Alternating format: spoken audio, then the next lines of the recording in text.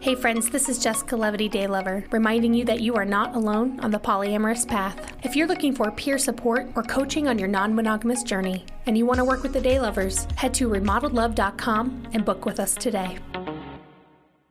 I wasn't sure if we were going to have video. So, I mean, obviously it's a podcast, so...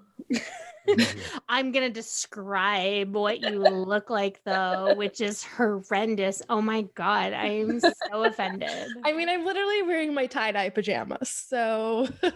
You're Joe's type. All about that tie-dye. Hi, Joe. I fall in love just a little bit every day with someone new. I fall in love just a little bit every day with someone new. You're listening to Remodeled, the podcast. Remodeled is a project whose goal is to expand the cultural narrative on healthy relationships in order to include ethical non-monogamy, non-partnered, asexual, open, and more. We are here to redefine love. I fall in love just a little bit every day with someone new. I fall in love just a little bit every day with someone new. Hello, everyone, and welcome to Remodel, the podcast, Season 2, partly edited. I've changed it. I'm your polyamorous mama, Jessica-levity Day Lover, and with me, as always, my gentle sleep training partner, Mr. Day Lover. The Dan to your Roseanne. That's the best one you've ever come up with. I thought so. I do not have a big mouth. Becky! Okay. So that's some working class sitcom greatness right there. Yeah, fully embodied. And of course, my cat Charlotte Webb has made her entrance as always. So I'm really excited. We have our first special guest of the season. So we're going to jump right into it. Joining us from the West Coast, it's Purity to Polyamory. Hi, love. Hello. So if you're on Instagram and you follow me, you see that I repost. Oh my God, Charlotte. Okay, so it's so funny because I edited season 1 so much. In season 2, I'm not editing, but I had to edit out my cat so much in season 1. And now she's just in here and she's old and she's senile. And, you know, this is what it is. We're embracing it. Yeah, we're embracing it. Yeah. Okay, Charlotte Webb has left the room. Okay, so if you follow me on Instagram, I repost a lot of stuff from this account called Purity to Polyamory. It's an anonymous account. Joe, do you love the mystery? I love it. I'm here for it. Well, thank you. That'll give me some consideration for the future plans here. Perfect. So you do have an anonymous account. You are closeted for many reasons. Can you share the reasons that you're closeted? Yeah, I mean, so obviously purity to polyamory. I come from a religious background, and at this point in my life, in my husband's life, we just are not able to be open about polyamory, and we also just have a little bit of fear around his work, finding out and how that would sort of play out. So this is just what we've decided for now, and I'm not sure if it'll evolve over time. So, how do you feel about being closeted? Oh, it's awful. Okay. It's like a disconnect, you know, all the time. Like, I mean, I'll get together with friends and family and they'll be like, what have you been up to? And like, all I really want to talk about is like the writing and things I'm doing on, you know, Instagram. And it just like, I can't talk about it, obviously. So it's a lot of pressure to feel like I have to like say the right words all the time. Yeah, it's like living a double life. Yeah. Well, so since you are anonymous and, you know, on this podcast, we talk a lot about identity, and I love my guests to start with a list of their privileges. And so I know you can't go into great detail about who you are, but for those listening, can you let us know your identity and the privileges that you carry so that that can shape how we view your story? Yeah, sure. I'm a cis-het white woman. I come from a pretty privileged financial background. That is something that plays in my mind a lot as I'm writing. I know that not everyone has a lot of the privileges that I have. So I definitely keep it in mind and try and sort of see things from other people's perspectives as I'm writing. I love it. Tell everyone, because you just came out with your account, what, like 3 months ago? Oh my gosh. Yeah, it started in May. And I mean, you're at like 1,500 followers. Mm-hmm. So talk about how we know each other, and because we sound like friends, we sound like just old pals chatting. Yeah, totally. It was like an instant thing for us, I feel like. Well, I definitely slid into your friendship DMs on my personal account a while ago and was like giving you like, you know, play by play like opinions on the first season of your podcast. Like I was just like sitting here thinking, she does not care what I think about every like moment of their podcast, but I just decided to share anyway. So yeah. I loved it. I mean, for the record, I love that. Just a little. Yeah.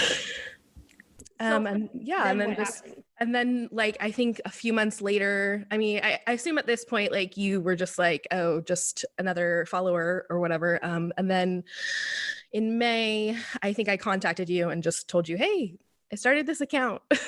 And then we just kept talking. But you came out swinging though, because you weren't just like another polyamorous account. You came in with content, and your brand is very niche, purity to polyamory. Love that handle was available, by the way. Oh, I know. It was like one of those things where I was driving down the road and I was like, what would best say my story? And it just like came to me and I was like, oh my gosh, pull over, go to Instagram right now. I'm manic like that too. It has to be done in the moment. So totally. And your byline is like from promise rings to what is it?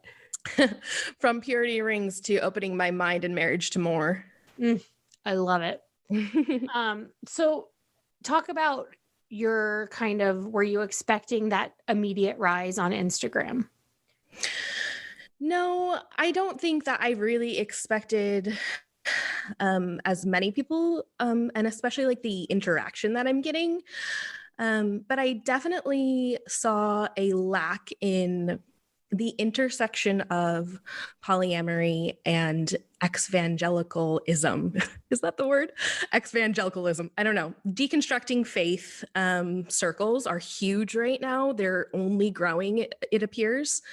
I'm not sure why exactly. I don't know if it's like the political environment over the last couple of years, maybe just paired with these deconstructing accounts that are building. And so it's getting to the point where there's a lot of people questioning their faith. And of course, I have been on my own journey of deconstructing monogamy as well. And I feel that those two things sort of go hand in hand. At least they did for me. And so I just was looking for a space that, you know, would be the intersection of those two topics. And I couldn't find it. I just learned the word ex-evangelical from Instagram, and gosh, I'm so excited for this interview. I have so many questions. How you doing over there? I am loving the sound of all this ex-evangelical. Sign me up. I love how you're not an ex-evangelical, but you have been like my little cheerleader for the last couple months, and you're just like all about it. I love it so much. I just love you, and like I feel really, maybe I guess lucky to have not grown up in purity culture. I mean, to some extent, our current sex education is still purity culture, but not the way that, I mean, I know so many ex-Mormons and ex-Jehovah's Witnesses, and it's just like, holy shit. The idea of having to actively deconstruct, and I'm deconstructing monogamy culture, but to have to do that at the same time as deconstructing purity culture, it's like, it's seriously two different mountains, but they're in the same, what do we call that? Arena. Oh, range. They're in the same mountain range. They're next to each other. Mm-hmm. Yeah, it certainly adds another level of just deconstructing that you have to do. And I think a lot of things that are just like really ingrained in us that we don't even realize until we really start to unpack it. I mean, the same thing when you're trying to, get away from toxic monogamy. It's just all of the same things, but almost just like, I don't know, deeper or just more to sort of unpack. Yeah. Well, so tell me, I'm sure they intersect a lot. Yeah. But can you talk a little bit about the similarities and the differences between deconstructing purity culture and deconstructing monogamy? Or actually, pause, table that. Joe, remember what I'm tabling right now. Okay. I got this. Okay. What is purity culture? Because, sometimes I come out here like assuming everyone knows what something is, but assume that we don't know what purity culture is. Can you define it for us? I'm so excited when I meet someone who doesn't know what it is. So purity culture, it really sort of rose the term purity culture is something that I believe a lot of ex-evangelicals have sort of come up with this term to name this like cultural phenomenon that happened in probably like the late 90s, early 2000s, where churches were really just teaching young people that they should be waiting till marriage to have sex. And out of that just grew this whole culture, which was like true love waits. There was rings sold at like Christian bookstores. There were books written about like waiting till marriage, and not just waiting till marriage. Some of them were like condoning like not kissing till the ceremony. And oh my God. yeah. And so it was just intense. And I mean, I remember, I became a Christian at a Christian camp. I actually didn't really grow up really in Christianity in my home, but I just remember having this conversation with a counselor there that I really looked up to, and her telling me about this couple that she knew that was about to get married and they had never kissed yet. And it's just so holy, and God is going to bless them because they've waited, and look how amazing they are. And at the time, as a very like influential or heavily influenced teenager, I was like, oh, wow, that's really cool. Like I want that blessing on myself. So it just was something that I internalized at that point. So did you describe yourself as an ex-evangelical? What religion were you in, or is that even a relevant question? Yeah, I was just like non-denominational Christian. Okay. Yeah. Okay. But evangelical Christian. Yeah. Like arms up during Oceans from Hillsong, like having a moment with the Lord. Yeah, I would say, I hopped around to a lot of different churches. What's kind of interesting to me, to my story, is just that I wasn't heavily influenced by my parents to be religious. So I really sort of just like floated to different churches, and really the camp that I talked about was the place that I found my faith in. But yeah, it wasn't like super charismatic or anything like that. Oh, okay. Because I'm all here for the I like to get really stoned. Trigger warning. I like to get really stoned and go to churches with really dope worship bands and have a moment with the Lord myself. But I'm also doing it in my own way. Yeah. I mean, I loved worship at the time. I consider karaoke worship now. So that's hot. Yeah, it's basically one of my favorite pastimes. So yeah, that's how I worship these days. But serious question, what is your go-to karaoke song? Oh my gosh, it's "Let It Be" by the Beatles. Interesting. Like Joe likes it. Point for you in the Joe box. Yeah. It's simple, it's easy. So what are some of the elements of purity culture? I know you talked about like not even kissing till you get married and rings and stuff like that, but talk about dating. So like you're coming into your sexuality as a teenager, but you're doing it within purity culture. What's that like? It's can we cuss on the podcast? Yeah. Oh, I mean, have you heard me this whole time? Okay. Yeah, it's a complete mind fuck. I mean, you're obviously like a horny teenager, and then you're basically fighting yourself constantly to feel like you have to not do that, not do anything like that. And it's just messes with your mind. And the shame and the guilt it's just maddening, basically. So my husband and I started dating when we were 16. I was 16. And we waited, I want to say, about 2 years before we had sex. We had sex before we were married. So we were definitely like sinners in that way. But we were engaged. So is that what you told yourselves in the moment? But we're engaged. Yeah, I think I told myself. My husband, actually, what's funny is that he never really like was interested in any of this. Like he was like, why are we not doing this yet? And so we used to like fight about it because I was the one that was like, we have to uphold the Christian values. And he was like, I don't really care about that part of Christianity.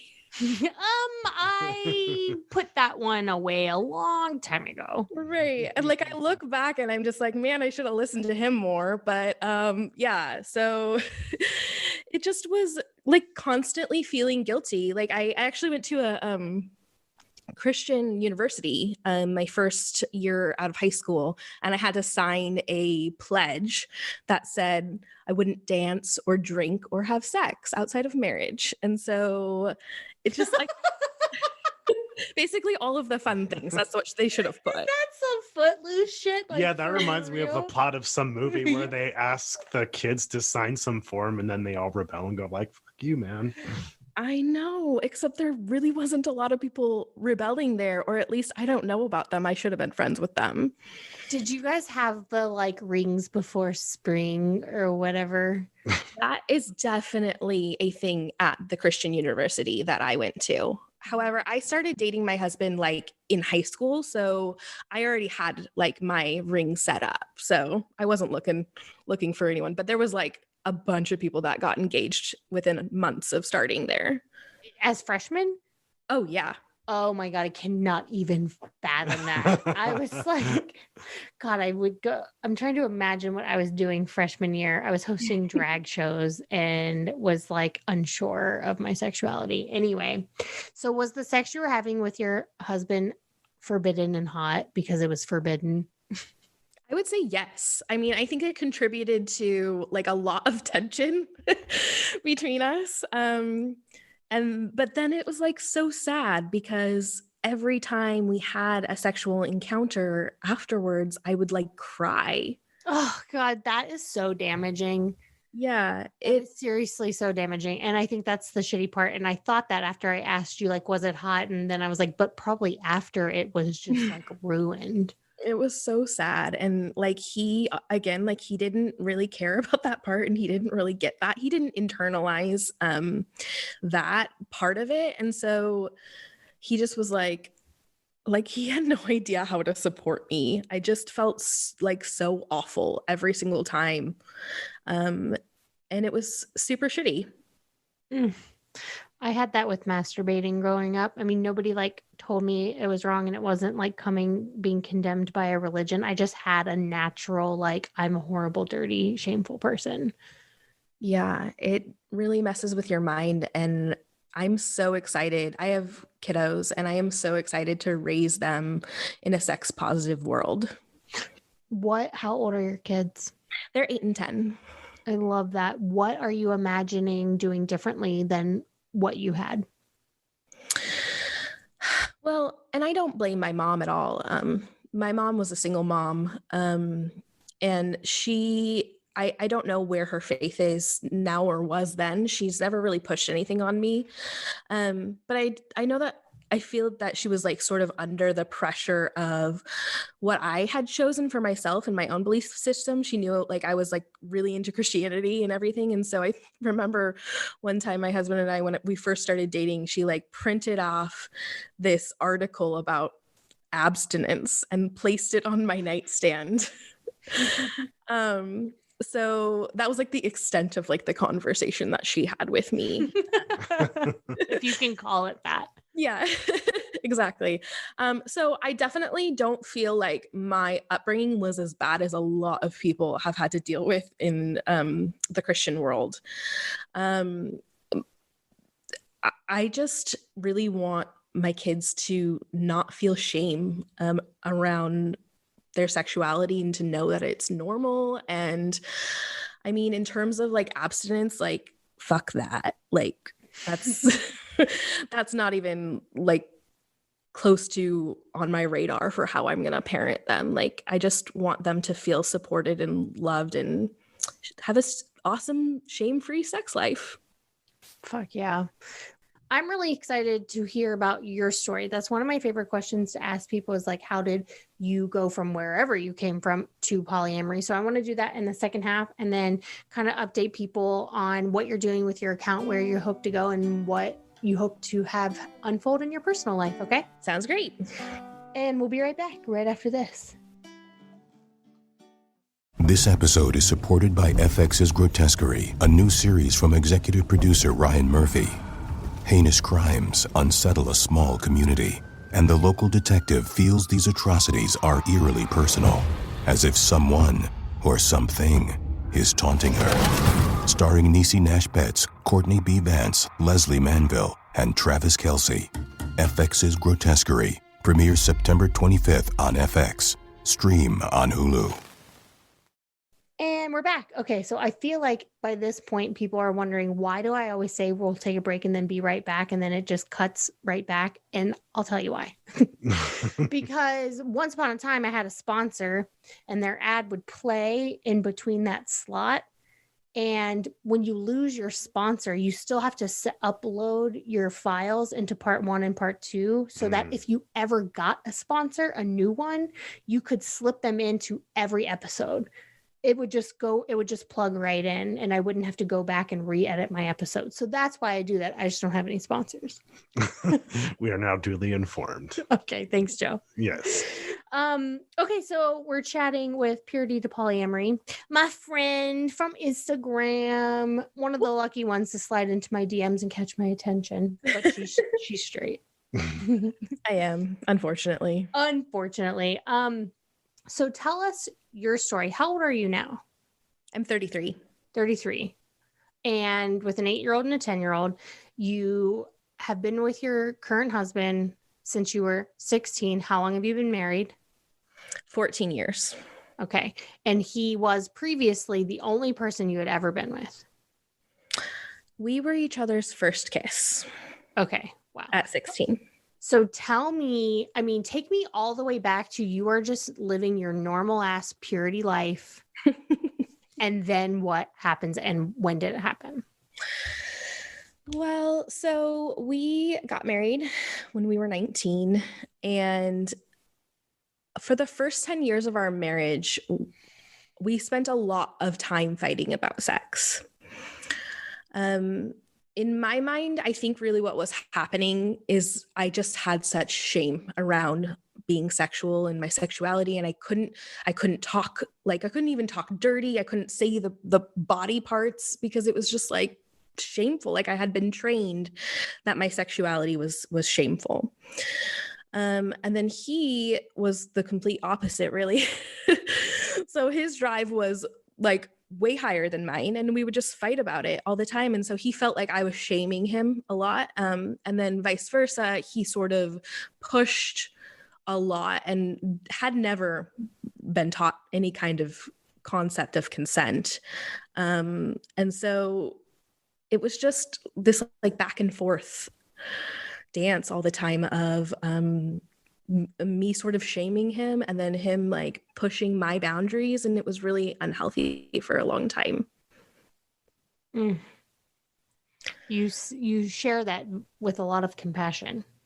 Yes. Yeah. Oh, I have total compassion for both of us. Like I think that we in a lot of ways were victims of purity culture in different ways. I don't really blame him for a lot of the ways he believed because those were things that we were taught were right from a really young age. Right. So the non-monogamy piece actually came in a little bit further into my deconstructing. I had started, questioning my faith, not going to church, those kinds of things. Can I ask you, was that just like out of nowhere? Was a seed planted? Like, what started your deconstruction? Nothing big for me. Honestly, the biggest question that I always had was concerning the views of the LGBTQ community. That always bothered me, even when I was like in my deepest evangelical days. I couldn't reconcile why God wouldn't love a person because of who they loved. And so that was definitely like one of the key aspects to starting that ball rolling for me. But I would say that it just was such a slow journey that I didn't realize how far I had come until my husband and I were sitting down one day and he said something about faith or something. And I was like, oh, well, I don't believe that because I'm not a Christian anymore. And he was like, wait, what? You're not? Because he still was. And I was like, yeah, I'm not a Christian. And he's like, well, when did that happen? I'm like, well, about like over the last like 3 or 4 years. So I don't know. It's just like I wasn't really communicating to him what the questions and the unraveling of it all. I can really dig that because my separation from the church was slow and gradual, and it's not like something epic happened that forced me to a crossroads. It was just kind of us slowly drifting away until one day you notice like, oh, I'm not that thing anymore. Right. Yeah. And I feel like, and I've written about this on my page, non-monogamy was the final piece for me because my sexuality and the shame around my sexuality was so tied up in my faith. In order to release that like shame around sexuality and really embrace it, I had, I had to let that go in order to explore non-monogamy, which I wanted to at that time. Wow. Okay. So you start deconstructing. Okay. So I took you on a tangent. So go back. Yeah, no, so you start deconstructing and then what? Yeah. And so I think it's just sort of a funny story, like how we fell into non-monogamy, but I don't know. Honestly, like I went on a trip with some friends to Vegas and they like danced with some guys, and I came back and I was telling my husband about it, and he was like, well, why didn't you dance with anyone? And I was like, well, I wouldn't do that. Why would I do that? We're married. And he was like, well, I don't know. That might be kind of fun for you to do. And so he was like turned on by that fantasy. And so that sort of like started this whole like snowball thing into us being open with each other. And it was actually like one of the best parts of our relationship because I finally like was opening up and not having all that guilt and shame around my sexuality and like telling him things like, I've looked at porn before. and he'd be like, wow, that's awesome. And like, it really just sort of, again, snowballed from there into this fantasy about potentially being with other people. Okay. So then did you guys like talk about swinging, or did it just exist in it's fun for us to tell each other things we're thinking about world for a while? So he was pretty encouraging of me to explore, obviously, because he was excited about what was happening. And I really don't know how it happened, but I just sort of was like, hey, people on the internet are sexting each other these days. Have you heard? I was like, how would you feel about me getting online and like talking to some people? Because I don't know, that would be really fun. And maybe like you could read my conversations or whatever. So we were both on the same page. And he was like totally down for it. Like he was like, this is really cool. This is exciting. So that's basically how we got into it. And then as that progressed, we sort of contemplated like, oh, maybe we'll get into swinging. And we even like went on a date with a couple and they were super awesome. But I found the entire concept really awkward. No shame to swingers. I have tons of swinger friends. It's just that I think from my background, I'm like, okay, hold up. I've only been with one person my whole life. And now I'm supposed to like sit here and flirt with this dude right in front of my husband. Like, this feels weird to me. Yeah, it would be hard. Like, in some ways, people think like if we did it together, it would be easier. But depending on who you are, it's so much easier to just have it separate.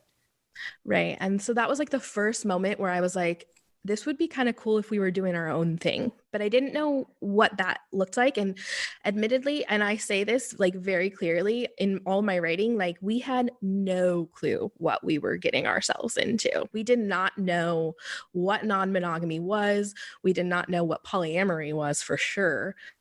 And we just were like, this is fun. Let's, keep going and just keep communicating. And we got a few months into me just talking to people online, and I met someone that I had a really instant connection with. We were supposed to sort of go on like a couples date with them. And then I was informed that his wife wasn't interested, but was encouraging him to have his own adventures. And so I just was like, well, I don't know about that. I don't know. We'll see. And we just kept talking, and our friendship sort of deepened really quickly. I love that. Oh, that's like my favorite part about online dating. Anyway, keep going. Yeah, it was like really instant chemistry. And I was communicating to my husband the whole time about what was going on, because that was like the agreement we had. He could read my phone at any time. We talked about things. And I was starting to communicate to him that I wanted to meet this person because he was local. And I was like, this could be someone who could be like a friends with benefits. And I think this is really basically where everything started to go downhill for us. He struggled with the idea of me having like deeper feelings for someone else. And again, we didn't know what polyamory was at this time. Did you think that you had just like invented something, or did you know that this was something other people do? Well, I definitely started looking into it at this time because I was like, there's something here, Okay. And one thing that just like always sort of struck me was like, how can we control our feelings? Yep. So, I have a lot of opinions on that now, but that'll detract from the story here. So we, I was communicating to him my feelings about this person, and it went on for a little while, but I think realistically looking back, he and I both agree that he was pushing himself to a place that wasn't healthy for him. And then after, I don't know, a few months of that, it all sort of came to a head, and he read a conversation between this person and I that was very just caring and loving. And he just was kind of like had hit his wall and told me that I could never speak to that person again. Oh man. Okay, so side note, because I do want to be vulnerable. Did you have the consent of that person for your phone to be looked at? Yeah. Oh, okay, good for you. I'm just do that because I know so many people listen to this podcast, and if we didn't talk about this, we would get called out as fuck. But secondly, I think it's important for people listening to know that these are some of the mistakes that people who don't fucking know what we're doing make. So props to you for having the consent. Really, when we entered into that connection or friendship, he was very much aware of like, this is something that my husband and I are doing together, and we're like looking for sexy friends together. So yeah, he was definitely aware that my husband could read it at any time.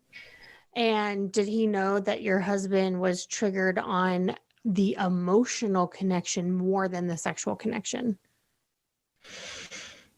Yeah, he did. I mean, he was like, I understand why he's upset. I don't know. I mean, he's like, you're talking a whole different ball game now. Totally.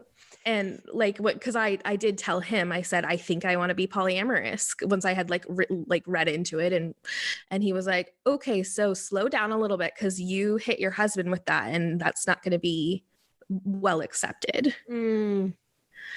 How do you resonate one way or the other with is it harder for you when your partner has an emotional versus sexual connection? Personally, for me, it wasn't really hard for me to have him have a different connection at all.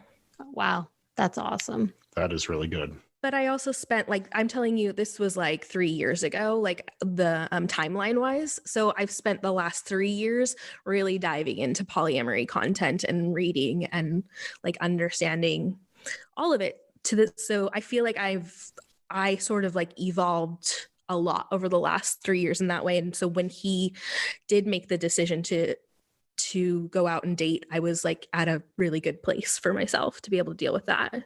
Good for you. That's the most important thing someone can do, is immerse themselves in the culture. Okay, so your husband says you can no longer talk to this person. That stabbed to the heart, especially with one of those like emotional connections. I can't even imagine. Right. Yeah. Again, I'll use the term mindfuck because I had just spent about 6 months of my life becoming a completely new person. I mean, I went from someone who was so ashamed of my sexuality and fantasies and desires to being completely this open, person talking about it with random strangers on the internet. Like, it was a just complete 180. And when he sort of shut it down, he really shut down sort of everything. Like, he was like, I don't want you doing it at all anymore. And it really messed with my head because it was like, it felt like it was who I was by that point. So had he ventured out yet by the time he told you to shut it down? No. So this whole time, it was really only me sort of making connections. Okay. So then what happens? Because your story gets very interesting. I feel like there are like 3 more plot twists coming. People don't even realize. Yeah. So things went really downhill for us for a long time. And I was really miserable and really depressed. I think we both were. And I ended up deciding at some point that I missed this other person so much. I cared a lot about him, and I ended up just going, fuck it, I'm going to reach out. And so I did. And we started talking. And then I just had this like thing, like, I'm going to blow up my whole life for this person that I've never even met this person in person. And so I was like, I've got to meet this guy and just see how things are in person. Like, maybe it'll like reality check me. And so I did. I ended up meeting him for drinks, and nothing physical happened, but it didn't resolve me. I was like, I still really care for him. And all of this is sort of happening in my head as I'm putting the polyamory puzzle together, like in my soul, like, okay, this is something that I really resonate with. And I approached my husband about really polyamory during this time. So it really wasn't awesome. I obviously was not being fully ethical. And so he found out, or he found out. He saw like the app on my phone, and I ended up telling him that we had gotten drinks, and it just really, really was not good. It was not fun times after we had already had a really rough go. Man. Okay. Keep going. Okay. So sorry. I feel like it's such a long story. So I know, but I'm here for it. What are you thinking right now? Because Joe doesn't know your story at all. So he's experiencing it in real time. I, of course, am slightly leading you because I know it. Yeah, no, I am riveted. Please continue. Okay. Joe is riveted. That's all you need to know. Please continue. So over the next, I would say, 1.5 probably to 2 years, we got into therapy. We tried to sort of just like talk things through. We were both on the same page that we obviously needed to build trust back up and be on the same page about things. But but it was really hard. It was hard for about 2 years. And there were times where I put it away, like my desire to be polyamorous. I put it away. I think the longest stretch of time was like 8 months. I didn't bring it up at all. And yet we just continued to go into therapy and sort of have this like dance back and forth of him saying, at this point, and I think a lot of it was based in, his wounds from what had happened, but saying, I want monogamy. And then I would say, well, I want to be polyamorous eventually, and I was never like, I need it right now, but I was like, I could lie to you and, pretend I want monogamy for the next 5 or 10 years. But really, this feels like a part of who I am. And eventually I'm going to want to explore in this way. So I think you deserve that honesty for me to tell you like that this is something I see for my future. Wow. Yeah, totally. So I think it was about last summer. He and I talked again, and I just said, I've put this away. This was at the point where I had put it away for about 8 months.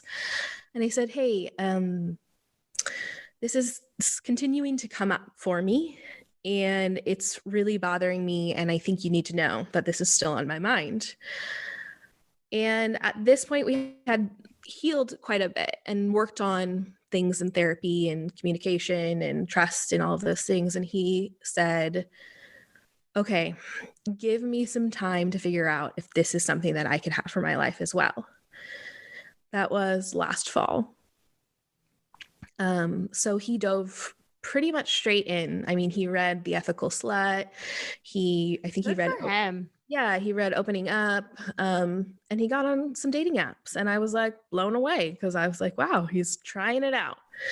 So, I mean, he's really put in so much effort to try to figure out like if this is something that fits for him. So he ended up finding and meeting someone really awesome in the beginning of this year, and they have had, I don't know their current status, but had a relationship for that whole time. But he continued to really, really struggle with my side of me going out and dating. Yeah, this is something we see a lot where one can have it for themselves, but not allow the other partner the same. Joe has a lot of feelings about this. Oh, well, I think it's just something that you see a lot of in the sort of, easing our way into the waters of polyamory. Yeah, I mean, I think that he was doing the best that he could. But I just don't know if it's just outside the scope of who he is as a person. I think, and I think he would work best in a monogamous structure, but he was really trying because he didn't want us to go in 2 different directions. Well, and that's crazy, like that the universe arranged it such that he was because that's pretty rare. Usually it's the girl who gets partners very easily and right away. And then the guy is like, even if he wants to be polyamorous, gets frustrated because he can't find any partners. Especially depending on like if you're not in a major metropolitan area, it can be even harder. So that's interesting that it's actually been the inverse. Well, not that you hadn't made any connections, but just that you guys decide to try it and he actually gets a partner, and that still doesn't seem to be enough for him to, not that it wasn't enough for him to want to become polyamorous, but like you said, it showed him that he really wasn't. Right. Yeah. I mean, I definitely give him props for putting the effort and just like really coming to a place where he's like, I've tried it for this amount of time and it just doesn't feel like who I am. And I think a lot of that shows up maybe like even in our conversations about me remaining anonymous on my account and not being outed. I mean, he just was terrified of that, and for a lot of different reasons. But like just things like that for me as a polyamorous person, I was like, what matters more to me is who I am. And I don't give an F about anybody else's opinion of me. But to him, he was just so nervous because that's not really who he was. Yeah. So did your so your husband's girlfriend, was she partnered? Was she polyamorous? She is partnered to a monogamous partner. Interesting. Yeah. Wow. The plot thickens. And you're not sure if they're together right now. And I'm not sure if they're together. No. I think honestly that she was a really great emotional support, and he didn't have a lot of emotional support in his life. And I think that's common for men. So when she entered the picture, I was excited for him because I was like, yay, another person who can, like, you know, be there with you and love you. And yeah, it just, it was something I think that he kind of needed. And so as we're going through what we're going through now, I don't blame him in any sense if he was still, you know, in communication or in relationship with her. Yeah. So he finds this person and then you attempt to date and he's just like not about it. What kind of things were you experiencing, or how was that manifesting? Yeah, I mean, he was definitely trying. It was just like I would go on a date and he would like almost kind of be really passive aggressive for like several days afterwards, or I don't know. And it like almost a lot of it isn't even just like, it wasn't overtly obvious, but just because I know him so deeply, it was like I just had this feeling in the back of my mind the whole time that like he is monogamous. Like I don't think he would be choosing this for himself. And I would ask him like, are you really sure that this is what you want? And I think he was just operating so much from the fear of losing me. Yeah, that's how it tends to show up when there isn't really enthusiastic consent. There's going to be all these surface level tics where you're kind of arguing about these things, but it's really about something else, and that they're not in harmony with that part of themselves. Yeah, exactly. And it was hard because I wanted him to be able to stand firm on, you know, his choices and why he's choosing them. And it was hard for me to continue to evolve into my polyamorous self and be really, really strong on my values and who I am, and him sort of still like wavering. And I remember just a few weeks ago, him saying, well, I'm just not really sure if this is the best course of action. I don't know if this is what I want for my future. And I'd be like, wait, what? Like, okay, if you're having those thoughts still, we really, really need to be realistic about this. Yeah, that's so hard. At least, you know, you put in the work, but in the last few weeks, you have had that, what so many people know, that moment where you're like, this is not in alignment. We have to be realistic. Yeah. And it didn't happen, you know, in just one fight or one moment or one situation. It really has been something we've been working through for a while. And the term separation had gotten brought up a lot over the last couple of months, which is not great for someone who is trying to find security in the relationship. So it was really hard because we were consistently grappling with the idea that we might be incompatible, but also trying to like build trust and security at the same time. Yep. Wow. Well said. Yeah, that's exactly what you were doing. Right. So a couple weeks ago, I basically came to him and said, you know, you're about 7 or 8 months into a relationship. I still don't feel like I'm being really supported in an equal way to have other connections. And I think something needs to change here. So I came up with like a 6-month plan of us essentially closing the relationship. Although I hated that idea because I hate the thought of doing that to my meta. Oh yeah.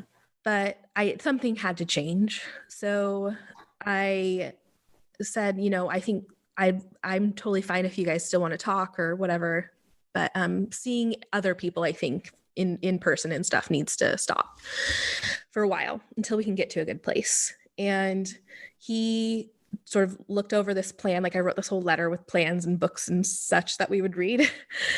And he came back to me and he was just like, I get that if we do this work, at the end of it, you want polyamory. Is that correct? And I'm like, yeah. I mean, again, like it doesn't have to be, in 6 months. I do understand it needs to be on a secure foundation that is us. And like, so I'm willing to wait to build that with you, but it is something that I do want for my future. And again, I'm not going to lie to you about that. And he just said, yeah, so I've gotten to a place where I'm sure that monogamy is what I want for my future. Wow. So it was essentially the same conversation we had a year ago. But it was just, he's tried. So that's where we are now. How's your heart? It's really hard. We have worked really hard to be healthy individuals. And I think that we have grown so much over the last couple of years, and it's been really challenging. I think that we are both like way healthier than we ever were. But I think really that this comes down to an incompatibility conversation, and it presents in other ways too. And in some ways I regret bringing in the non-monogamy conversation because of course now it's like, it's all about non-monogamy. I mean, at least that's what everyone who is in our inner circle that doesn't really quite understand it thinks. But and so you ruined your marriage because you brought up polyamory, and if that had never happened, you'd be fine. Right. And I think what they don't know or understand is that polyamory just shines a light on the things that were already, struggles for us. Amen. And one of those struggles has always been that we're two very different people. I am like more of a free spirit. Like I want to just get up and go. I want to travel the world. That's what I see for my future. Like I see more of a like nomadic approach to life, like as much as I can, working from the road. And he is a steady, structured guy. He would be happy to do the same thing every day. And it's not wrong at all. Neither of them are wrong, but they're just very different from each other. And so we've been trying to reconcile our differences between like the way we see life for our entire marriage. It's so interesting because when you start the story, it seems like he's more of the free spirit just because he, had less sexual hangups. But it's just so funny that, like I said, your story has so many unexpected twists. Yeah, definitely. And it's hard because you do just sort of both have to get to a place where you say like, it's possible that we can still love each other deeply and we're just not a good fit to be married. Yes. Thank you. I mean, people fucking evolve, and you can, I call it seeing the exit sign on the highway. Like sometimes you just see the exit sign and you're like, man, we should get off here. And depending on your attachment style or, whatever, people, and you're like, fuck, we missed that exit. Okay, let's get off at the next one. And the longer you stay on, then you're going to end up, the highway's ended. There's no way to turn around. You've got a semi truck coming your way, like blah, blah, blah. You get the metaphor. Right. Yeah. You slid into my DMs the other day and you dropped on me that you think you might be solo poly. Well, I think that's the direction I'm headed. So I love this for you. Well, yeah, especially like if you want to travel and kind of live from the road. I mean, it's be ideal for that, I would think. Right. It all sort of fits together, I feel like.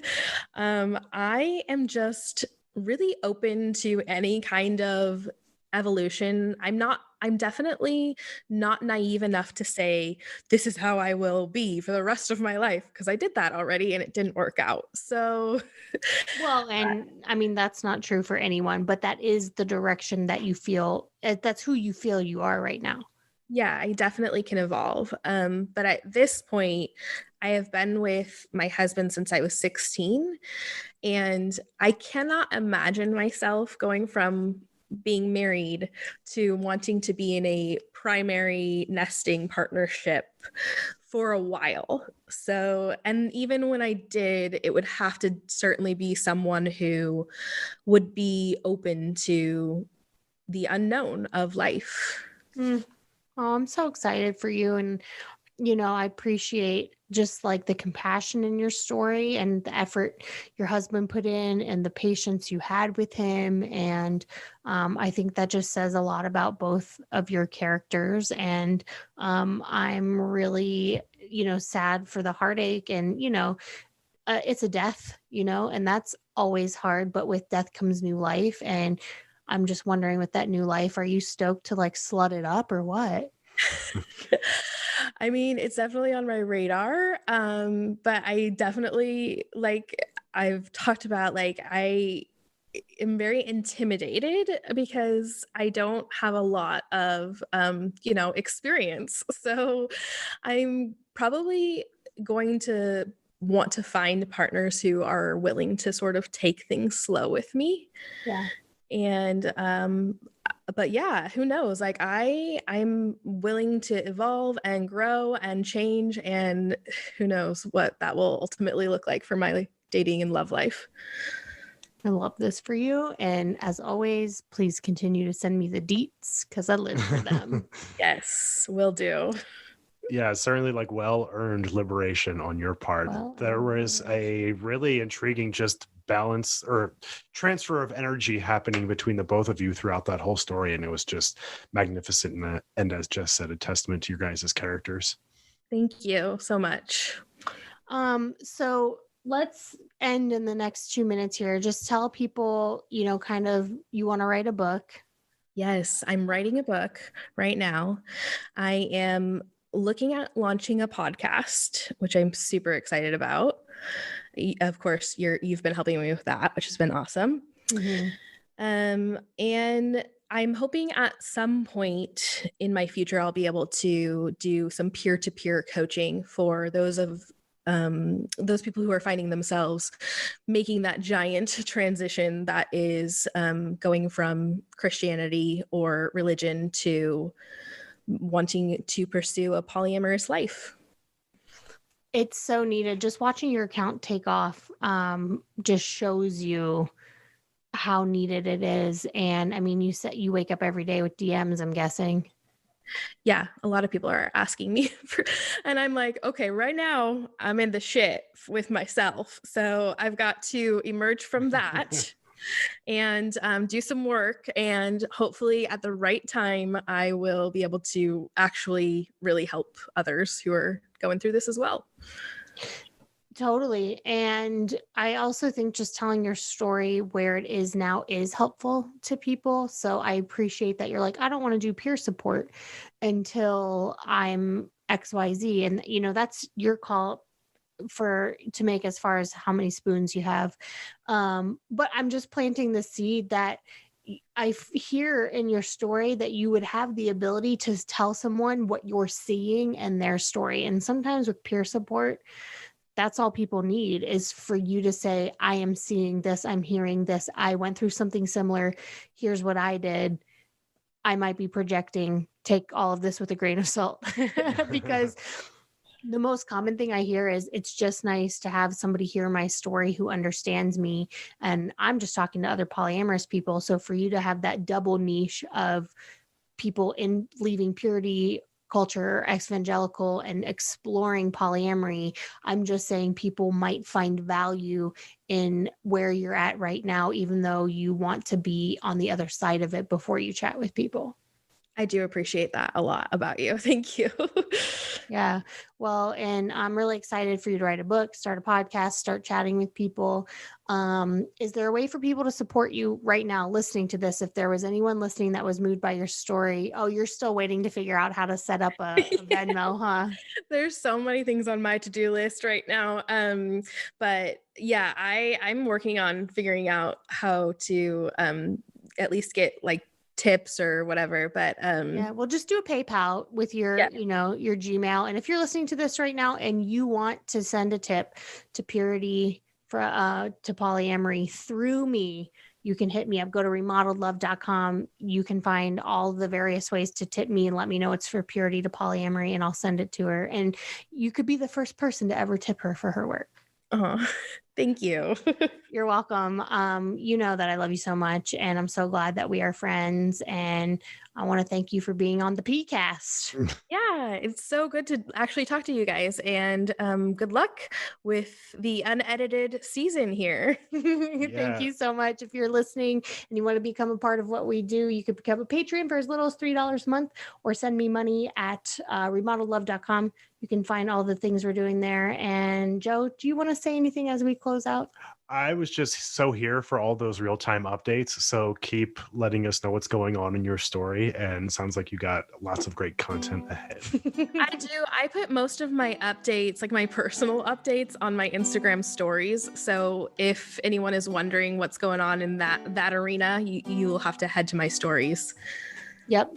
And I like that. You started treating it like a diary, kind of inspired me to do the same. Yeah, it's been fun. All right. Well, thank you so much for being on the show. You're listening to Remodeled, the podcast. I fall in love just a little bit every day with someone new. I fall in love just a little bit every day with someone new.